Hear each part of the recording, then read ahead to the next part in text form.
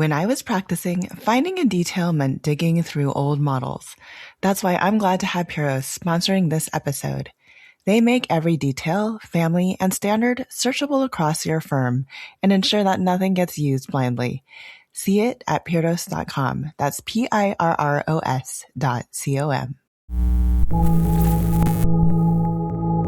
Welcome to Practice Disrupted, a podcast exploring how architects can build better businesses, embrace emerging technology, and create more sustainable, fulfilling practices.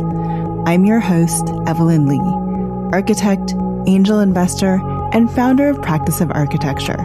Whether you're running a firm, starting your career, or reimagining what's possible, this podcast challenges you to think differently about the future of architecture.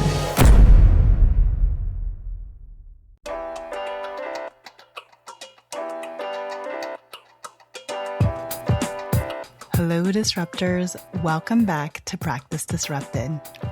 Last week, Sarah Woynicz spoke with the editors of Out in Architecture Volume 2. This week, she is in conversation with three of its authors, Gaby Espinosa, Lisa C. Henry, and Kody Chung. The book is out. Pride is underway. This is a second of 2 episodes marking the moment. Every chapter in Volume 2 began with one person deciding to put their story on the page. Gaby chose an interview format with a friend who was a witness to her becoming. Lisa wrote an excerpt she reads out loud in her own voice during this conversation. Kody, who first met the Volume 1 authors 3 years ago as a student, returns now as a contributor in his own right. The book gives you each of those stories on its own terms. What this episode gives you is what happens when those storytellers sit in the room together. A senior living architect in Pittsburgh, a design educator working at the intersection of disability and queer theory, a thesis student translating yin and yang into space. 3 voices finding the threads. I'll step back and let them talk. Happy Pride. Hi everyone, I'm Kody, and I am a current senior architecture design student at Drexel University, and by the time of recording this, I actually have my final presentation tomorrow, which I'm really excited. Growing up, I've always been very interested, and I noticed that there are a lot of spaces where both of my queer and Asian identities sometimes feel separate, and I've always wondered what spaces would look like that can value and support both of my identities, and I thus probed that idea for my senior thesis project, and it's been really incredible and fun. I've been able to meet so many new incredible people, voices, and hear a lot of amazing thoughts, ideas of queerness. One of them are, of course, the queer designers and architects and Out in Architecture. I've met some of the queer folks in Out of Architecture 3 years ago, and it's really exciting to come back 3 years later after I'm exploring more of my queerness and to be able to share my journey throughout. And I'm very thankful for this space because I feel like growing up, there weren't a lot of queer influences in my life. And then finally being in a space where not only I was surrounded by queer people, but also queer architects and designers really gave me not only the confidence to study and have a license, but also gave a cool sense of community that I valued when I was young. And so thus I feel very grateful and fortunate to be in these spaces and to share my voice, because being surrounded by everyone in art and architecture and whether it's sitting in Zoom meetings or meeting them in real life in conferences throughout the years, randomly catching up has been very inspiring. And I look up to all these mentors. And so, yeah, incredibly grateful to be in this space and to be a part of the space, to also share my thoughts and voices. Hi, my name is Gaby Espinosa. I am an architect at HKS Architects, and I specialize in senior living design. I'm also one of the contributors to Out in Architecture Volume 2. My chapter is called Space to Be, a conversation on finding ground. And it is actually an interview between me and one of my closest friends at the time who worked with me, Daniela. We both worked earlier in our careers at a firm in Dallas, and she was there in real time for my coming out process. What makes this story a little bit different is that there wasn't a dramatic coming out moment. There was no big announcement. I just gradually became myself. And the place where that happened first wasn't at home. It wasn't with my closest friends. It wasn't with family. It was actually at work in an architecture office in Dallas. That normalcy, the fact that nothing changed when people found out, gave me the confidence to eventually have the harder conversations with the people I love. I am a lesbian Latina architect. I grew up in Mexico in a Catholic conservative family, and being gay, it wasn't something that you imagine for yourself. Now I'm getting married this year, living fully as myself with my family's and friends' support, and getting to tell that story in a book alongside people I deeply respect. Being part of Out in Architecture felt important because representation in this industry still matters. Seeing yourself reflected somewhere changes what you think is possible. And I hope this conversation does that for someone. This is Lisa Henry, and I will be reading from my chapter, Topographies of Becoming. Salt Lake City, Utah, elevation 4,226 feet. I'm sitting in a salon in Utah, getting dreadlocks installed in my hair, reflecting on becoming and transformation. The locks are an acceptance of some part of myself that I've struggled with throughout my life, my hair. My hair and all it has come to mean. For others, a symbol of my mixed status, a desire to be or become white, a privilege that I will never fully understand. For me, my hair has been a source of insecurity, lack of control, and even at times a source of great pride. I've even referred to it as a Samson-like power. Today, I am transforming it into a new embrace of myself, my blackness, and my desire to embrace my gray hair and its changing texture. As I watch my hair transform, I am thrilled, almost giggling with it. I feel like I am becoming more myself, embracing every aspect of myself, including deep flaws. Accepting my lack of perfection as a badge of humanity and not a failure in the face of white supremacy, patriarchy, ableism, misogynation, and homophobia. All of the hierarchies that have marked my identity and my life. In order to understand myself as out in architecture, I had to understand myself across these many different matrices that have impacted me and my ability to see who I am. Hello, everyone. We are back again and really excited to be joining Practice Disrupted as a cohort of Out in Architecture editors and co-authors and co-collaborators. I'm really excited today to be joined, not only myself and Beau Frail, but to be joined with three amazing co-contributors and co-authors of Out in Architecture Volume 2, which is soon to be coming your way and soon to be something that you can join in the reading and the sharing of a whole new round of authors and stories. So we are joined today with Lisa Henry, Kody Chung, and Gaby Espinosa. And I am just excited to see kind of what began as an idea and conversation and just the importance of sharing our stories continue to amplify and highlight even more voices. So we're really excited to get into it today and really just want to start by asking everybody, and this is for whomever would like to jump in first. We're now into Volume 2 of Out in Architecture. And I just want to know for the three of you, what was the process like? Have you ever been a part of something like this? And maybe for Gaby, the interview format that you chose, and Lisa, in your kind of short with the podcast, those were very unique. And so I'm really curious, not only the whole process and what that was like for each of you, but why you chose the format specific to sharing your story. So I definitely haven't been a part of anything like this. So I'm definitely very excited just that this exists to start with. So I feel very lucky to have been a part of this process. And yeah, my story I did in a form of an interview. And honestly, the main reason why it's in that format is because I just think I'm a better talker than a writer.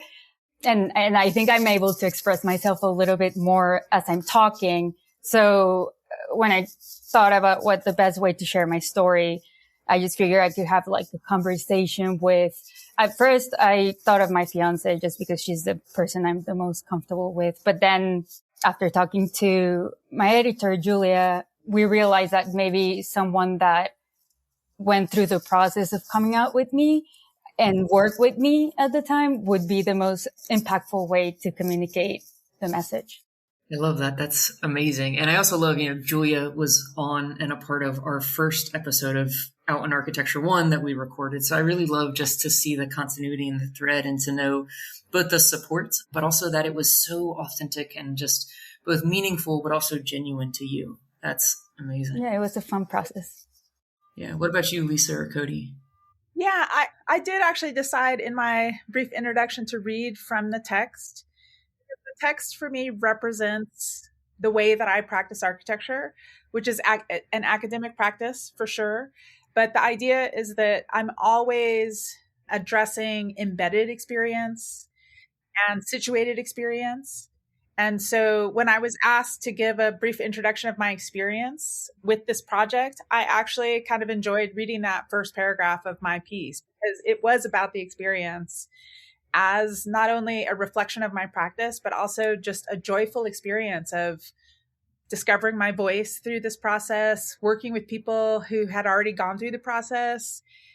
And I feel like in this last year, between this project and a previous project, which was actually very similar, working with Dark Matter University, I have discovered my voice as a writer. And so I wanted to share that in my introduction and talk about myself becoming both physically and sort of academically and intellectually. Yeah, I love that. And I'll share, Lisa, I think just to really be able to hear your words that I think we all, are reading them, but to hear them spoken by you, that was so beautiful. I was just like, I got chills when I was just hearing that. And I hope anybody listening, whatever that they might have received that as, I don't know, it was just a beautiful and magical experience. And I was like, I want every Out in Architecture author to now go record, their story, because just to hear through your own voice just took another layer and dimension of really being invited in and sitting with you in that joy and that experience. So loved it. I absolutely loved it. How about you, Kody? I know you have seen kind of a lot of Out in Architecture, so I'm curious what this process was like for you.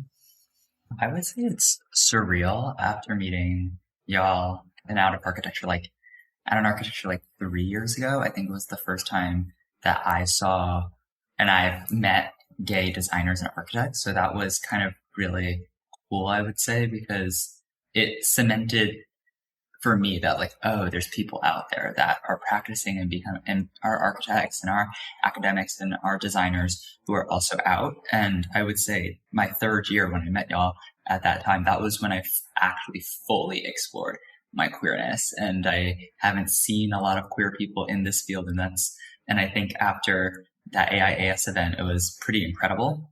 And that kind of made me like want to be an architect more, want to be a designer more, continue this field. Participating in the volume 2 of Out in Architecture, I would say, again, it's pretty surreal. I, just like Lisa, I like writing. I feel like when I do studio projects and all of that, words are always something that I go back to. And contributing to the volume 2 while at the same time reading volume 1 for my thesis project was kind of weird and fun, because it was like using the verbiage and people's thoughts from the previous book, doing my project, and all of a sudden writing and producing something for the second was incredible. I would say I loved writing so much that at first when I was talking to Larry, my mentor, I was writing a little too academic.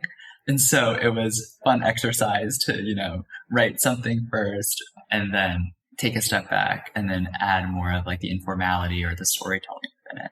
So this journey has been really fun, and I take every second for granted because I can't believe like I'm like here too, sitting in a recording session with y'all. Yeah, well, it's amazing. I want to give a shout out to Kody. So Kody invited Out in Architecture kind of volume 1 to the AIAS, kind of like their national conference in January 2 years ago.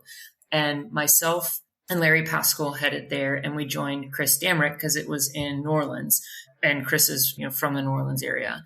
And it was amazing just to see what Kody pulled together from a panelist perspective. Chris and one of Chris's colleagues led a very queer forward, almost walking tour, an architecture tour.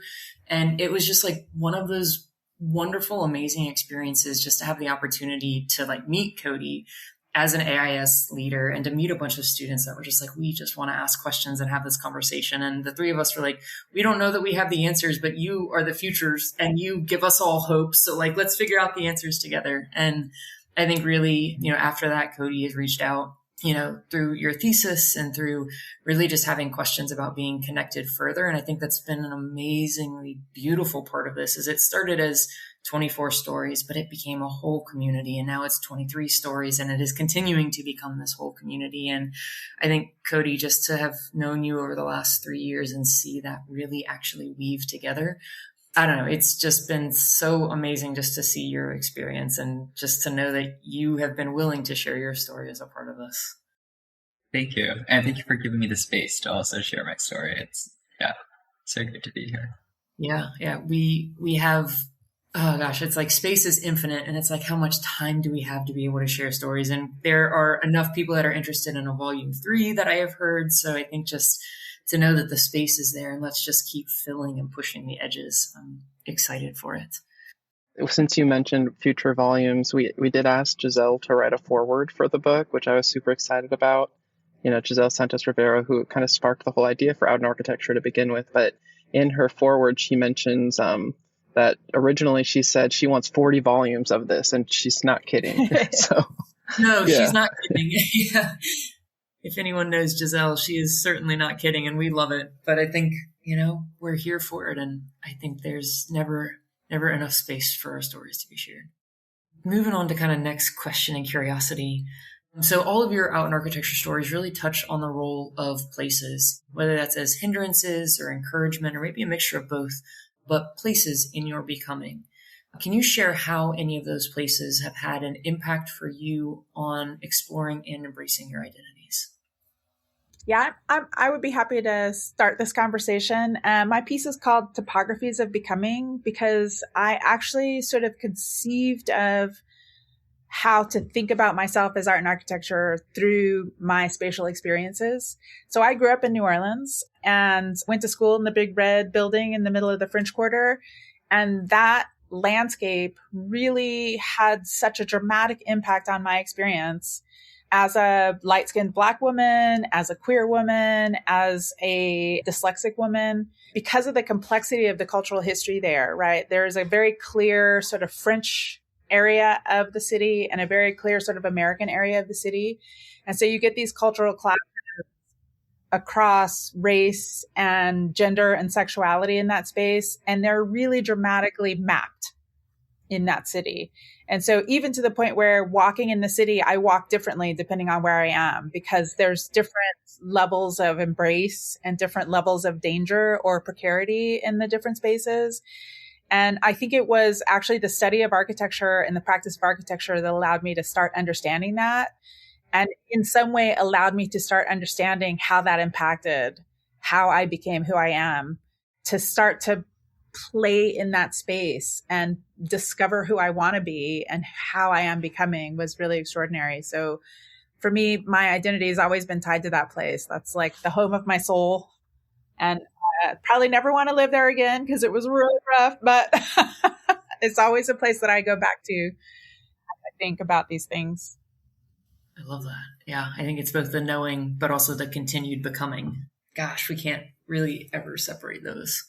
Yeah, I wanted to add on to what Lisa said. I think the idea of places or spaces growing up have really shaped my identity. My piece is called A Query on Space, and I can delve into that later on, but it started from this idea of just, this started as my senior design project in school and just tapping into the spaces I've been in growing up.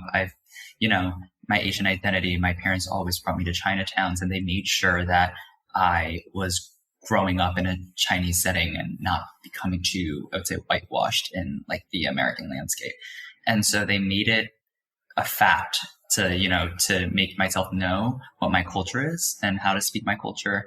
and to interact with it. And I think as I continued, going to high school and college, tapping into my queerness, that's when that type of the spaces that I've been in was very cultural, that I felt safe with, started to feel a little dangerous or a little insecure because of just hearing all the taboos of queerness within Asian space and from my own family members as well. And then going into queer spaces in Philadelphia and meeting my queer friends and peers and becoming in tune with my queerness here in Philadelphia, that has been a big, I would say, change in my identity and allowing myself to grow in terms of what my queerness is. But also at the same time, I was noticing that, there was not a lot of queer Asian people or queer Asian spaces that I was interacting with, even though if I've gone to Asian organizations in my school, it was very heteronormative and very straight. But when I go into queer spaces, it was very, I would say, white centric. And thus those ideas of the spaces made me recognize my intersectionality and how do my identities interact with other identities, but also interact with each other when I'm traversing through spaces. And I think that's been a year-long question I had this entire year and trying to develop an area where both of my identities can come together. And it's still continuing. I'm still learning about it. I feel like if my first phase was learning about my Asian identity, my second phase is about learning my queer identity. I think I'm at my third stage where how do I balance these two and how do they push and pull when I enter into different areas? That's a beautiful way of talking about it. And I have a very similar experience with the Blackness and the queerness, because race in New Orleans was embroiled immediately. And then I was able to actually realize my queerness much later, but it was that struggle with race that was the beginning of my journey. So I appreciate your story. Thank you.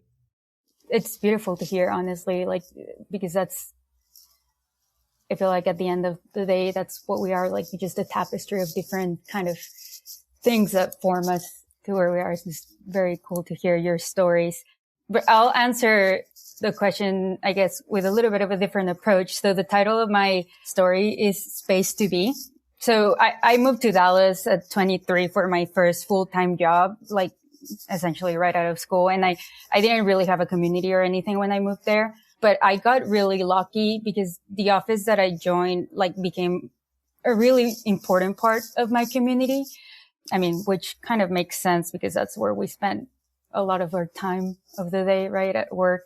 So, I mean, I instantly at work found a best friend, an amazing mentor who's still my mentor to this day. And it is a place where I really felt heard and valued, both professionally and personally. And coming from a Mexican conservative Catholic background, and having a lot of friends who came from that similar background, coming out was scary, especially when I still was figuring myself out a little bit. So work became kind of my safe place to exist and be able to explore that part of myself. And there wasn't really a pressure to define or label myself before I was ready or anything like that. I feel like work gave me the time and the space, or my office and my coworkers gave me the time and the space to actually figure myself out. And it actually happened to be the first place where I came out and was more myself. And after doing so, it gave me the confidence to eventually come out to the rest of my friends and family. So I think having those spaces where you feel like you can be yourself are extremely important. And work, which is the place where we spend a lot of our time, has a big impact, I think. Yeah, I am thankful and I think it's really interesting. It's especially in architecture. I mean, not only in the places that we grow up, the places that shape and form us, but also in architecture.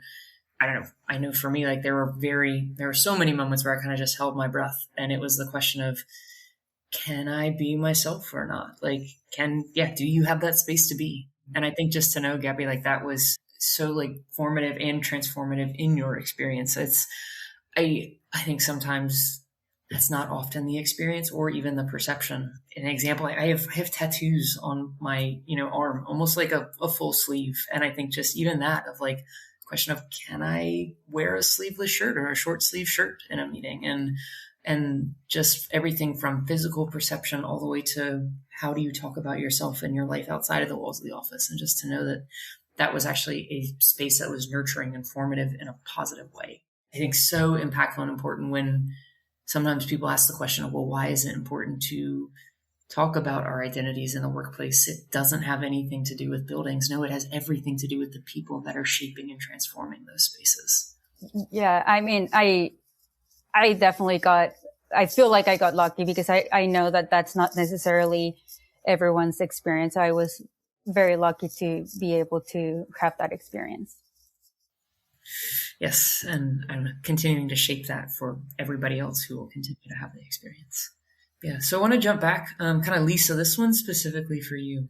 So at the end of your story, kind of you shared about the exercise with your students as that collective liberatory practice, weaving in their own identities within architecture. And even kind of here, you've really talked about that embodiment. From kind of your work and your exercises with your students, what are some outcomes and insights that you have really been able to bring forward into your practice and into your day-to-day? Yeah, I that exercise actually transformed my class in really dramatic ways. So to give you some context, I started teaching in Utah 27 years ago. Utah was much more homogenous. It was much more conservative. I have seen a lot of change in that 27 years. So I arrive in Utah as the only Black person in the room, in the building for the most part. And I begin teaching gender, race, and queer theory in architecture to a predominantly white conservative audience. And the response was real hostility. It was really hostility because in some ways, there's a lot of anxiety happening in that space. Even the students that want to learn about these things feel anxious. They're scared about making mistakes. They're scared about how they situate themselves within these frameworks.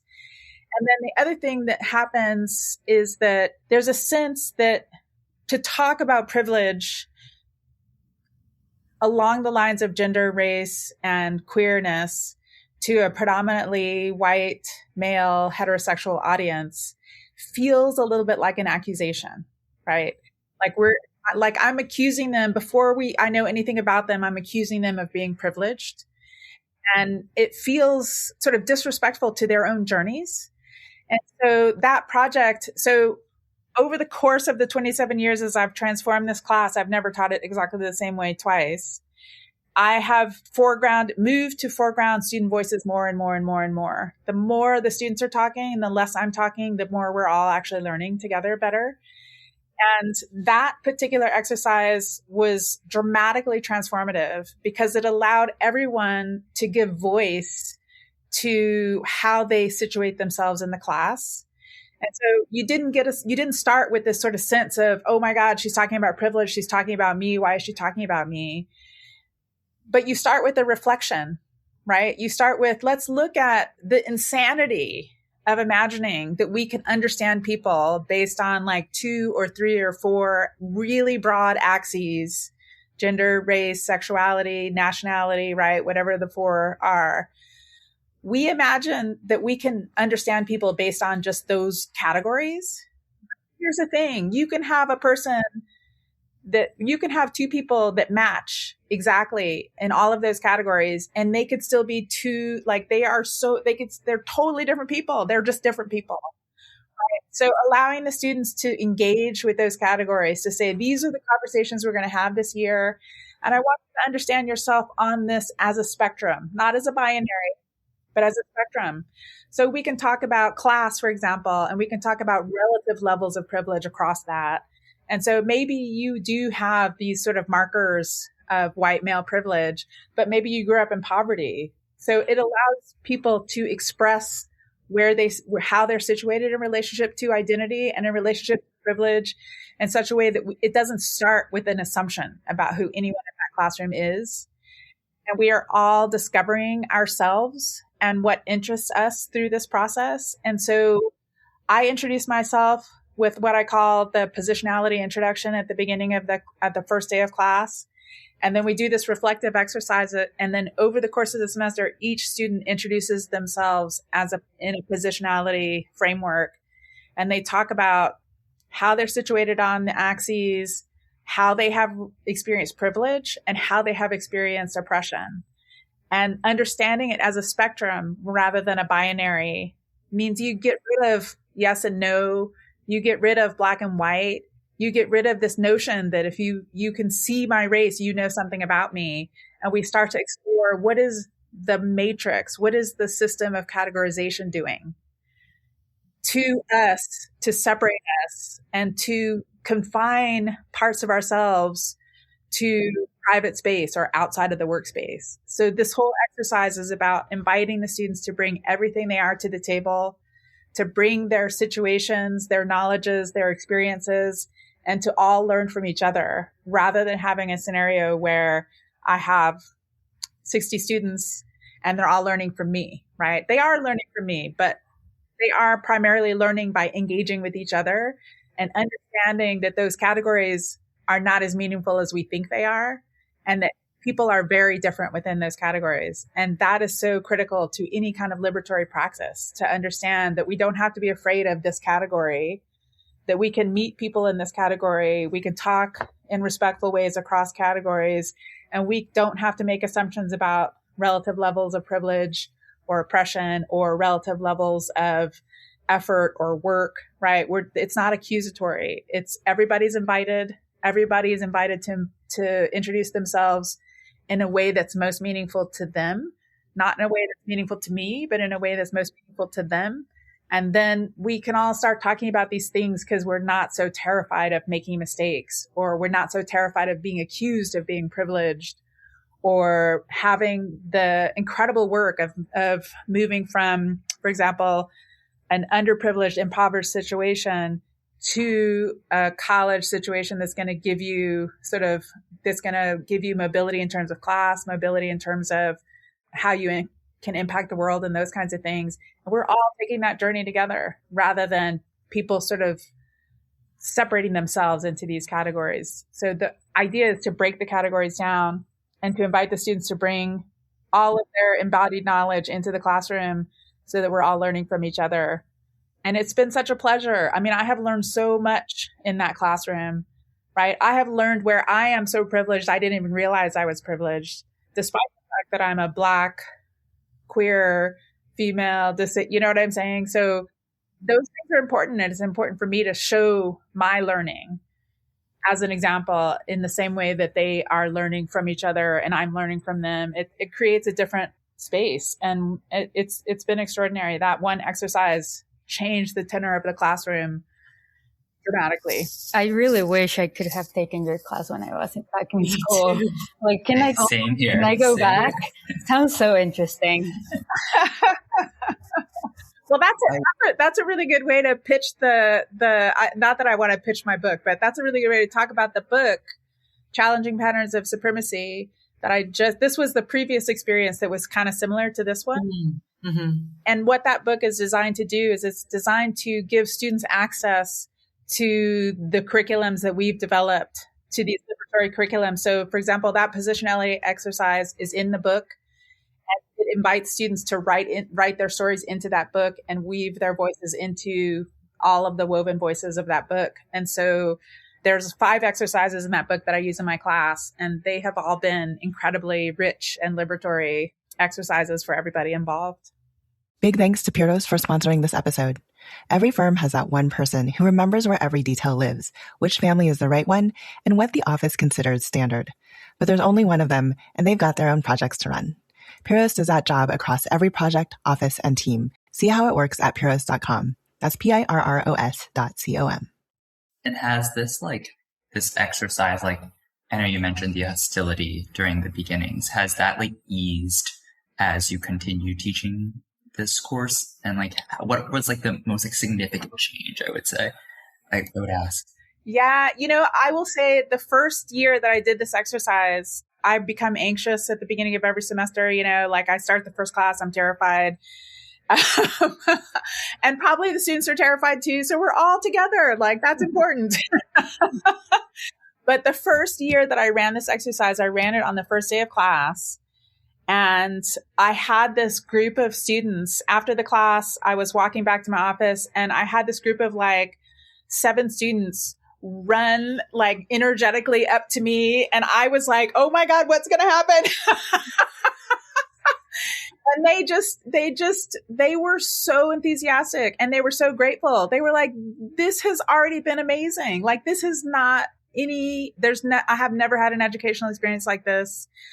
It's already amazing. I can't wait for the semester. And so I went from literally standing on a stage feeling like I was going to get rotten tomatoes any minute to this level of enthusiasm to participate that was really extraordinary. And it really is about sort of, allowing everyone a place to speak about their experience. It's just not something students are often invited to do. And so in that class, I have never lectured in that class. It's always workshops. It's always student voices. It's always inviting students to bring every question, to bring every aspect of themselves into that class and give them the tools to have these difficult conversations. I mean, we talk about everything from tone of voice, facial expression, what's your body doing? Where do you feel tension in your body? And how can you let go of that tension? If you know that, I give them a lot of tools to work together across difficult conversations. And it has really dramatically changed my experience in that classroom. And I think the experience of all the students. I do have a question, and this is, standing on the side of practice now, not just being a student in practice, but being a practitioner in practice. Do you, or have you ever been in circumstances where you see that also as an opportunity for those not in academic settings to engage and almost, kind of have similar exercises to really invite their own selves into the workplace, into practice, into their projects and their day-to-day? Absolutely. And we have done exercises both for communities, for professionals, and for schools. We are available to come and do an exercise with you. A lot of our practice and our pedagogy comes from organizing activism, right? And so we can provide these tools to offices. We can provide these tools to classroom spaces with the hope that our students will bring these tools into the office. I will tell you another story. I have a student that was in my class years ago. She graduated and decided that she wanted to have an activist architectural practice. She got a job in a relatively large firm that was not necessarily an activist practice, a pretty standard practice. And the experience of that class and the desire to bring her whole self to that role inspired her to begin an activist group within that larger practice. And she started posting events on bulletin boards, lectures, opportunities to serve communities in different ways, right? Like paint your heart out, like let's all go and paint houses for people that are not necessarily our clients on an everyday basis. They don't have the means to do that and still make a difference in our community. And she was an intern. She created this whole committee and organization within her firm that was focused on activism and focused on the role that architecture has in that space. And then eventually opened her own firm to focus on those things. And so by giving her those tools initially in the classroom, she had the confidence to actually start making change in a workspace where she felt like it needed to be more diverse. It needed to be more open. You know what I'm saying? And so this is why my practice is academic, because on some level, not only have I always wanted to teach, but on some level, I believe that I have more impact if I can plant seeds and sort of send those out into the world as opposed to any one particular design that I might do myself. So yeah, it's been extraordinary. And I have seen differences. I have had students come back to me. Some of those students that were hostile came back to me like 5 and 10 years later and said, oh my God, I was so mean to you. I can't believe you're still here. But let me tell you what you did for me in my practice. And so it's hard in the moment because these are difficult conversations, but it really is an opportunity to learn. And I do think it's unique and interesting that this class is happening at the University of Utah, right? Unique place for this to happen. Yeah. I love it. I mean, sometimes it's exactly the time, place, space, and people that it needs to happen with. So I want to keep teasing this out because I think there's a similar kind of thread, different but similar thread with kind of Gaby, a lot of your story, because you really share about the importance of imagining future possibilities, but also empathy in both embracing your full self and in the work and being able to kind of do the best work that we do. And I think also, the impact because of your friend really interviewing you, who was both an affirming witness, but also kind of reflections in that space and in that time as you needed. So I'm curious, how can seeing yourself reflected somewhere, whether that was in a book, in friends' acceptance, in your work experiences, in being able to embrace your full self, how do you see that as really helping to bring about future possibilities where we can live our most fullest and our most joyfully? Yeah, I mean, it's a great question. And I think going through this process of architecture made me kind of sit down and think about all of this and honestly look back at an experience that I hadn't really kind of sat down and maybe analyzed. So there's obviously that internal reflection. Like I mentioned earlier, how I grew up in the environment I did is I didn't, except for maybe some movies or TV shows, I didn't really see any representation of what being a lesbian could be. Though I did see movie shows, heard about people or whatever.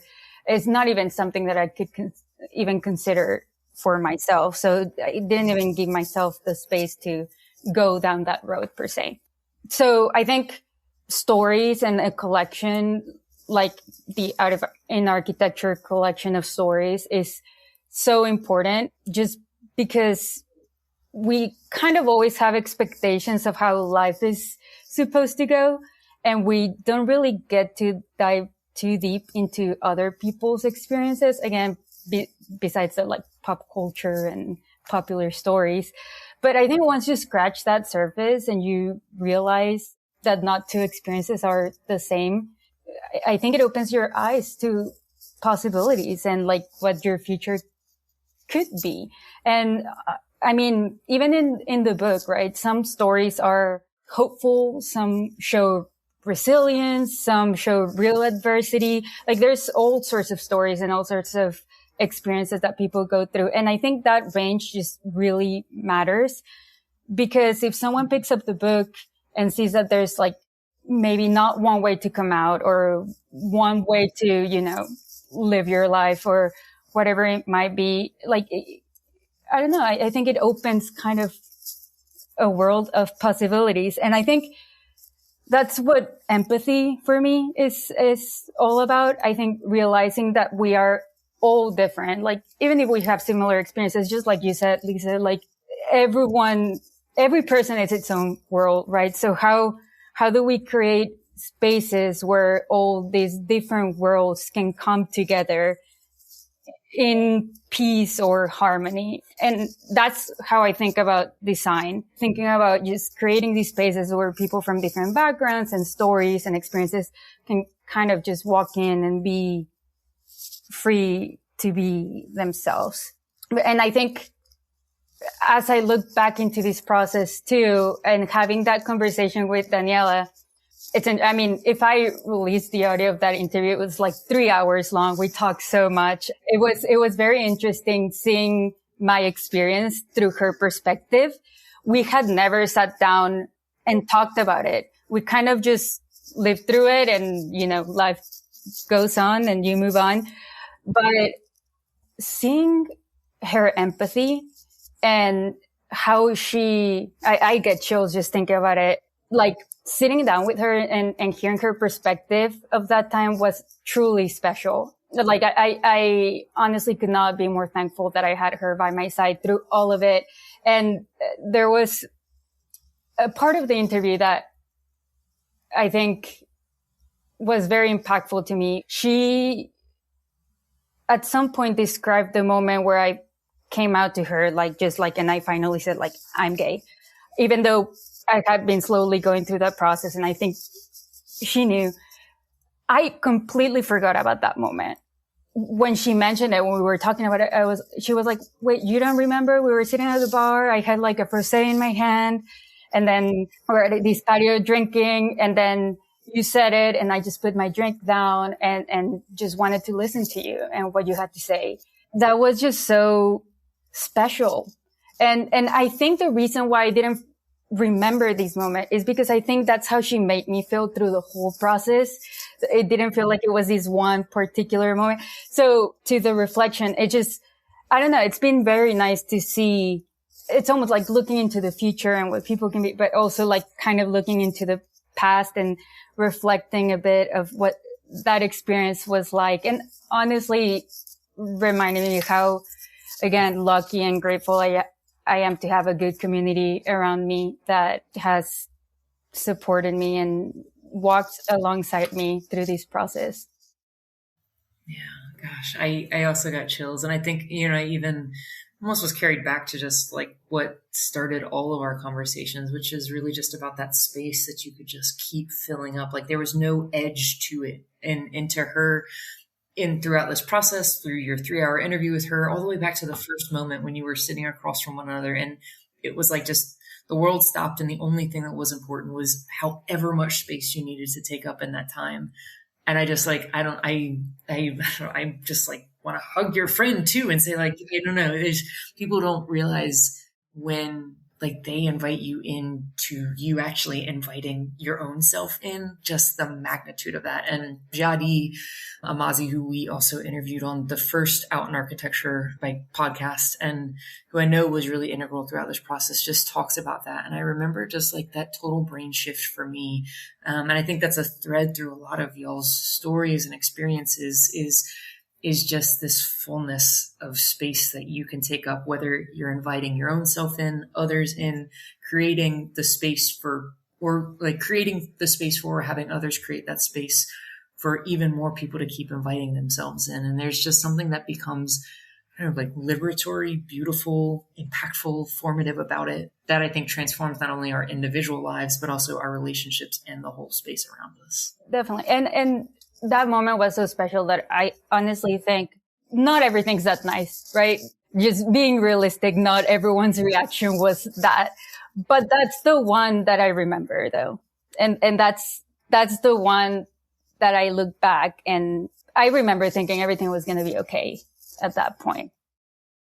You just kind of knew. It can be such like this interesting like thread of just the way a person can just let you take that up in your own self, and just that reassurance of like, no, this will be okay. Even when hard, this will be okay, because there's that space to keep on filling.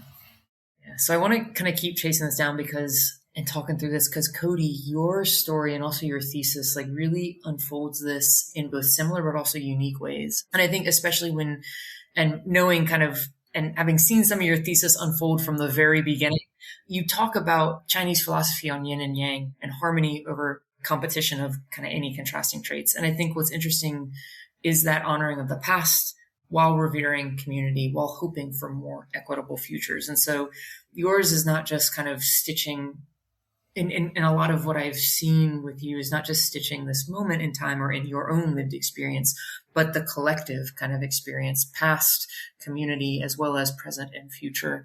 So I'm curious if you can almost like talk a little bit about, your process in arriving at this philosophy and uncovering it, and how it has shaped both your thesis, your story in Out in Architecture, and also how you will continue navigating spaces. Totally. Sarah, you also just reminded me to send you an email about my update for my senior design, because you've been such an integral part of it. So I just wanted to, send you a quick update. And I think the initial idea of, I started thinking about queer space because I was like, there's no spaces for queer Asian people. Well, what should I do? And that was basically it. And I remember talking to my professor about, I want to create a queer space because there's too many heteronormative spaces. And my professor sat me down and said, Kody, you thinking about queer space in response to heteronormativity is already a colonial way of thinking. And I that kind of opened my mind at first, because at first I also wanted to be like, I wanted to decolonize what it means to create space. And my professor told me to utilize queerness as an essence first, and to look at it not as a response or reaction to why there isn't queer space, but create something from a true essence. And I remember reading, I read Ocean Vuong, and they also talked about how, in terms of the colonial mindset, is there's a section of like, I'm queer and I don't need to prove to people why queer people should exist or queer people should get healthcare or have rights. And that's basically those two moments were like the ideas of toiling with what is the essence of queerness in my perspective. And I looked through it as like a phenomenal lens through phenomenology, and then through culture. And focusing on culture, I think it was just, I've always heard of Chinese folklore and how there was already queerness or everything, and started really researching into the yin yang. And then the idea of the yin yang also started because I was like, oh, it's essentially two contrasting things working together. And I kind of thought of that as my identities of my queerness and my Asian heritage. I'm like, if these two are quote-unquote contrasts, how do they balance and create something? And how do they create me? And I fell into a rabbit hole of studying yin yang and realized there was so much cultural stuff that really proved that there was queerness. Like, I was on the plane coming back from Hong Kong and I saw a video about Chinese opera. And in my mind, I was like, at that moment, I was like, that's literally drag. That's drag. But no one says it like that. And that idea of like, there's so much queerness, I'm going to say, within culture and within the past. And Gaby, you have mentioned something about like the whole timeline of it all. It seems like you're reading about like the past or the present and then like helping out with the future. And I know in terms of queering time's not linear. And I feel like that's how I think sometimes, where I just get things from the present and the past and realize that there's so much that is there already. And how can we just tap into that and find the essence of what queerness was already before? That really, I think, sparked the idea of my thesis, or just the idea of designing space, of when it comes to figuring out or locating queerness within like a cultural identity and figuring out that intersectional relationship of it all. For me, it was discovering or just finding the essences, the cultural essences or the heritage of what is there already that represents what we call now queerness, or what we call now what is queer. And that has been really exciting. And through looking at it through that lens, it's been, I think, easier for me to just like arrive at a space and just look at things, whether it is from the past or the future or the present, and figuring out how not only myself, but how do people navigate through space and what their beliefs are. Because when I did this thesis, I also made like a little board game to play with my queer Asian friends, because I didn't just want to let them sit down and me berating them with questions. What's queerness to you? How is that with your Asian heritage? And they were able to like recall things from their past as well. And I think that's what all three of our like stories talk about, is like we looked at what happened in the past, whether it is our past or from throughout history, and realized, wow, those are the instances that allowed us to progress and flourish in the present time. So I think it's really important to like go through our, let's say, intersectional identities through looking at what has happened back then, in our stories too, and how that will help us continue to grow. Gosh, yeah, I love that. And I think like for so many reasons, it feels like this moment in time and like this confluence and this intersection of all of these couldn't be more important. And I was reading some article the other day, not only about like spaces within the United States that are very like rooted in queer culture, but also even just like memory and what has happened, and the way of just like honoring, it's like current and present day younger generations, even awareness or honoring of like past generations, and just like this. And that's just like from a generational perspective. That's not even like looking at it from like cultural perspective. And I think just recognizing and being able to like welcome in like one person's own experience with how they've moved through life and how they've moved through history, culture, any of that. I don't know. I love that like was and has been what you spent a year doing, but also like engaging like your friends in as well.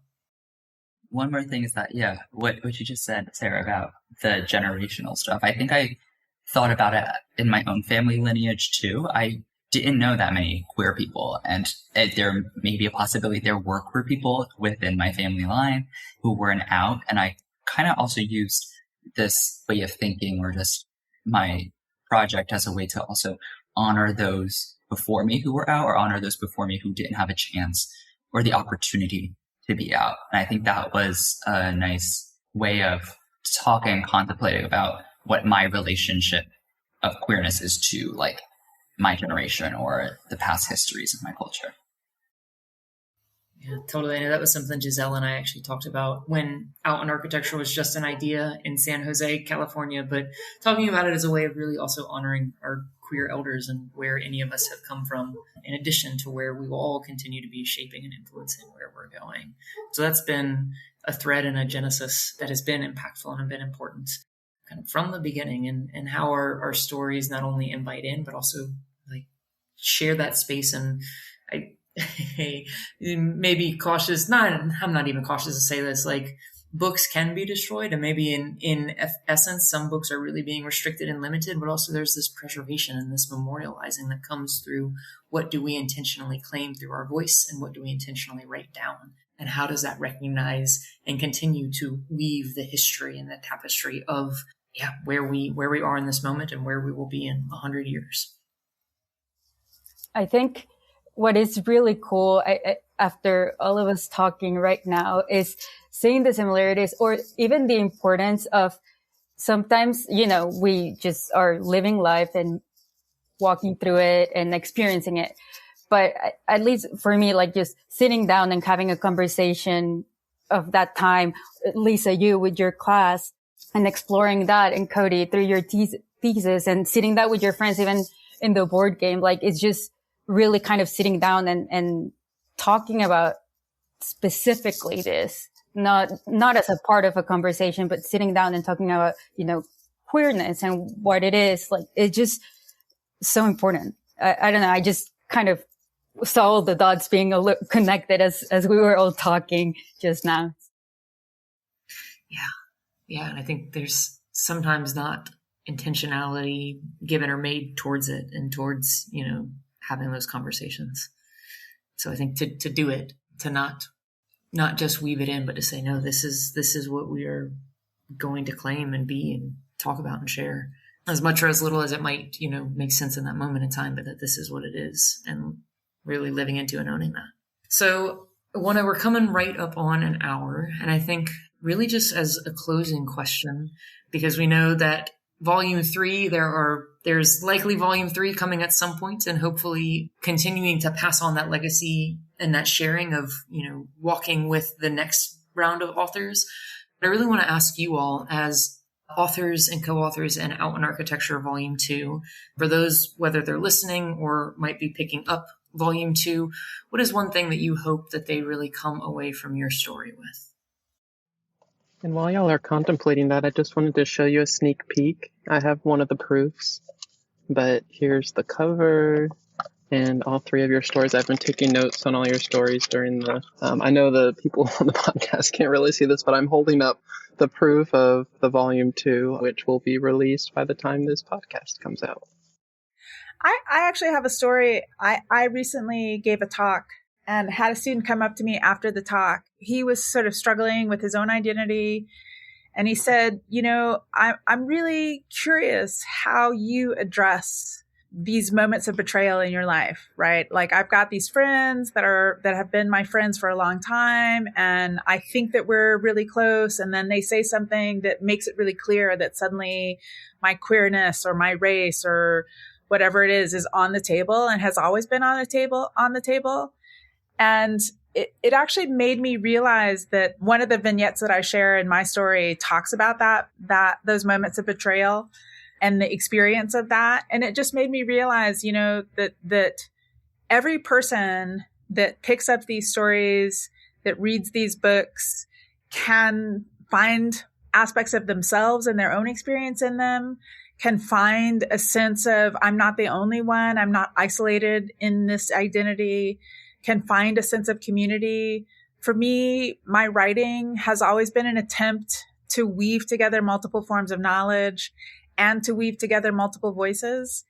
And that the telling of the story, the reading of the story, for me is actually a process of community building. To know that there are people in the world who are struggling with these issues that we can reach out to know that we are invited to bring all that we are to every task that we do so that we can perform it with our full passion and our full engagement, right? For me, that's what the book is about. It's really about building that community. And like you were saying earlier, sort of filling that space. I like to think of it, Sedgwick uses the term a becoming amplitude, that the more of these stories we have out there, the more opportunities we have potentially to connect with someone who is seeking a story that inspires them to become who they are and to be out in whatever it is that they are passionate about, right? And so that's what I hope these stories afford. I hope that in reading about my experience of betrayal, someone who has had that experience can understand how that they're not alone and that there are ways to be forgiving and understanding in that space. And there are ways to know that to discover that someone is a toxic influence and maybe they shouldn't be a part of your friend group. So I just think these experiences that we share can touch so many lives across so many different ways that we think about each other. Invite everyone to bring that sort of becoming amplitude to the table and not leave parts of themselves behind. Yeah, I think just to add to that, because I completely agree with everything you're saying, I think this collection of stories hopefully helps people realize that there's not one path in life. There's just all these different paths, all these different experiences, a combination of a lot of different experiences. And I think that means that someone out there just might find exactly what they need in this collection of stories, because coming out can be like, for example, a big dramatic moment, or it can be gradual, like it was for me, or it can be personal and quiet or communal or like a big deal. So I think just all of these things are okay. And seeing that reflected and collected, I think it's just very special. Just not knowing that not two stories are the same is really exciting, I think, because it means that the possibilities for the future are endless. So whatever your story looks like, or wherever you are in your process or in your life, like maybe this book can give you a little bit of peace or hope, or like you said, Lisa, the feeling that you're just not alone. Yeah, I want to expand on that too. I think one thing that I hope that after a reader picks up these collective of stories is to also have the opportunity to create conversation around these stories, not just to read and just say, this is it or this is not it, but also take notes actively, like what Bo just done, to have conversations about these stories and how that relates to the reader, or how you can also add on to it. Or it, like, my journey with queerness is different than everyone else's in this podcast. And I would love to hear people talk about their similarities or like the differences between them, and to just have overall conversation to continue the conversation going. I want to just say I am thankful to all four of you for continuing the conversation, both through the forms in which you have shared yourself and your stories, but also through joining this podcast and through this last hour or so of conversation. I think, you never can know like where things will go when they begin. You can just hope to have the opportunity to invite, way more brilliant people into it, but also people that have just lived their own life and experiences, and just have the space for them to fill it and to make it their own and keep passing that baton. So I just want to say thank you all for being here, for everybody for listening, and really hope that this is not just one conversation, but one of many. So yeah, pick up Out in Architecture Volume 2 because it is out. We'll also share a link to Lisa's book because we are here and all about supporting awesome and amazing work that people are doing. And just want to say thank you to Evelyn and to Practice Disrupted for continuing to really invite us into this space and many different ways we can keep sharing it.